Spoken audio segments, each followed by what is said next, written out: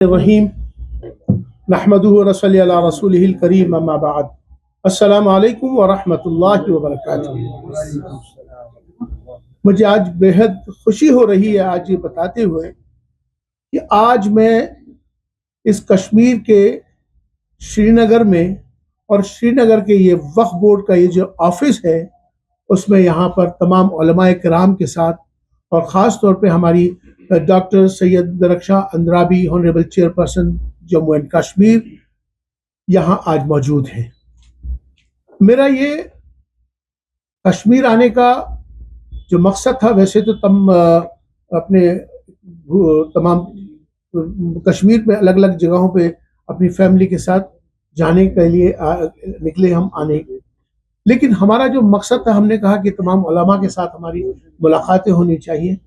تو میں آپ کو یہ بتانا چاہتا ہوں کہ مجھے بےحد اس بات کی زیادہ خوشی ہوئی کہ جب میں نے جو کام دیکھا اور اس کام کو دیکھنے کے بعد بہت خوشی زیادہ ہوئی، کیونکہ عام طور پہ وقف بورڈوں کے اندر جو کام ہونا چاہیے ویسا ہوتا نہیں ہے، لیکن یہاں جس طرح کام کو دیکھا، نظام کو دیکھا، اور آپ ہماری ڈاکٹر سید درخشاں کی نگرانی میں جو کام الحمدللہ وقف کے حوالے سے ہوا وہ بہت ہی تعریف کے قابل ہے۔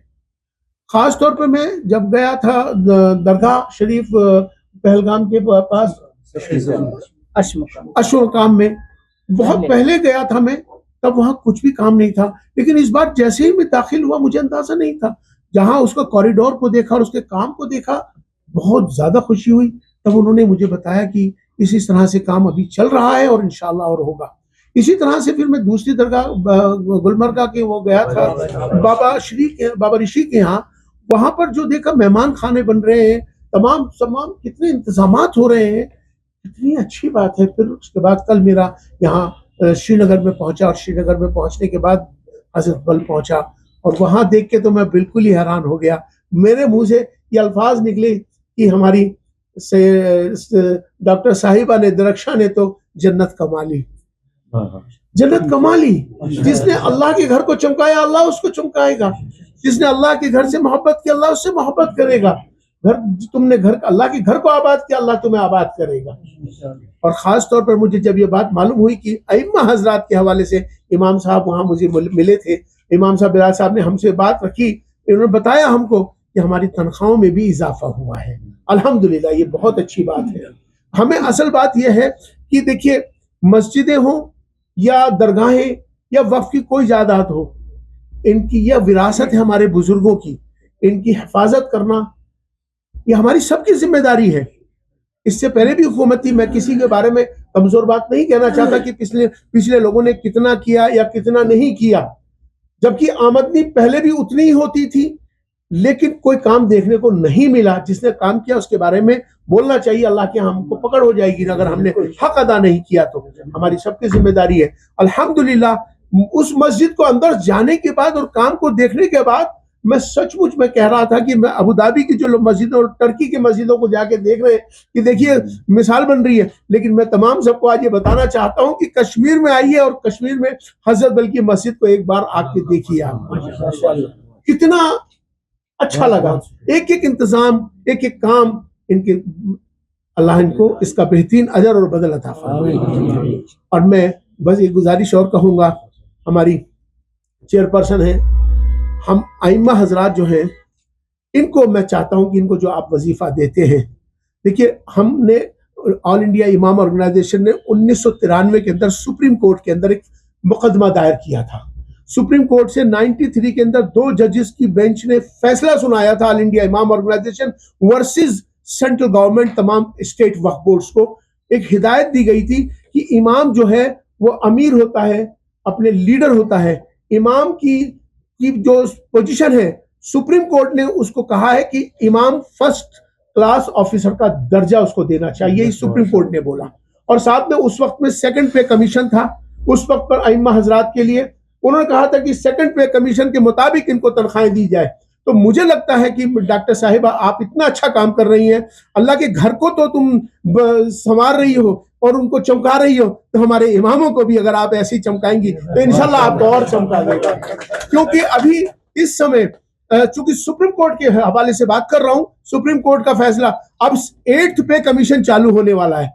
اب میں کہتا ہوں کہ کم سے کم امام کی تنخواہ 70,000 روپے تو کم سے کم ہونی چاہیے, چونکہ سپریم کورٹ نے بولا ہے. سپریم کورٹ کا فیصلہ ہے, یہ 93 کا ہے. آپ دیکھیں گے, آپ کو ضرور مل جائے گا. تو آپ 70,000 کریں, ایسا ارادہ کر لیں مجھے, اور انشاءاللہ اگر 70 ابھی نہ کر سکے تو کم سے کم 25,000 روپے تو کم سے کم ہر امام کا ملنا چاہیے. ہاں, اور زیادہ بڑھا دیں. امام جامع مسجد کے لیے آپ الگ ترتیب دے دیں, ریگولر امام کے لیے الگ ترتیب دے دیں. اللہ آپ کو جزائے خیر دے گا, اللہ آپ کو خوب نوازے گا. تو میں تمام سب سے یہی کہنا چاہتا ہوں کہ مجھے سبھی کو بتانا چاہتا ہوں, آج ہندوستان کے تمام وقف بورڈوں کو, کہ اگر کوئی وقف بورڈ, اگر کوئی ماڈل ہے میری نگاہ میں, تو آج کشمیر کا وقف بورڈ میرے لیے ماڈل ہے. اس سے سیکھنے کی ضرورت ہے پورے ہندوستان کے وقف بورڈوں کو. جبکہ اگر آپ دیکھیں کہ تمام وقف بورڈوں کے پاس آمدنی کی کوئی کمی نہیں ہے. مہاراشٹرا میں آپ دیکھیں, آپ تمل ناڈو میں دیکھیں, کیرلا میں دیکھیں, بہت پیسہ ہے. لیکن اس طرح کی ترتیب اگر کسی کو سیکھنی ہے اور سمجھنی ہے تو کشمیر کے وقف بورڈ سے سیکھے, اور ہماری ڈاکٹر سیدہ درخشاں اندرابی سے اس بات کو ضرور سیکھ لے کہ وقف بورڈ کے کیسے نظام کو چلانا ہے.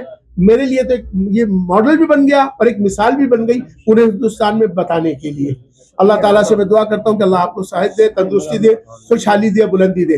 دیکھیے, میں یہاں پر ایک بات اور کہنا چاہتا ہوں کہ میں جب آرٹیکل 370 سے پہلے میں آیا تھا, جب وہ حالات یہاں کے اور تھے, لیکن آج میں آپ کو یہاں چونکہ تمام سارے لوگ موجود ہیں, آرٹیکل 370 کے ہٹنے کے بعد سے آج کشمیر کے اندر فضا بدل چکی ہے.